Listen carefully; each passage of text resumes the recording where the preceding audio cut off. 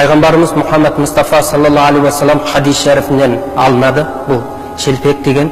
Яғни бұл хадисте яғни тандыр нан деп келтірілгендіктен, яғни бұл шелпектің орнына да жүре береді.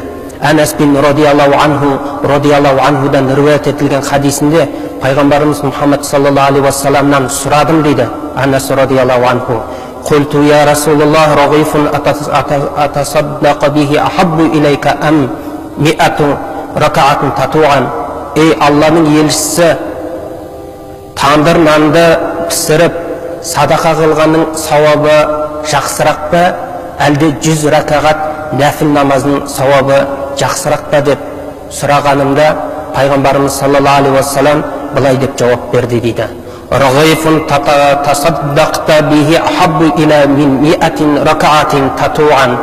Яғни тандыр нанды пісіріп садақа қылғанның сауабы 100 ракағат нәфіл намаздың сауабынан да артық деп Пайғамбарымыз саллаллаху алейхи уассалам өзінің хадис шәрифінде, яғни осы шелпектің сауабы өте аса ірі сауап бар екендігін Пайғамбарымыз саллаллаху алейхи уассалам меңзеп Анас бин радиаллаху анхуға жауап берген екен. Осыдан, яғни ата бабаларымыз 7 шелпекті пісіруді біздің қазақтың, яғни қазақтарға салт дәстүр болып қалыптастырып беріп кеткен.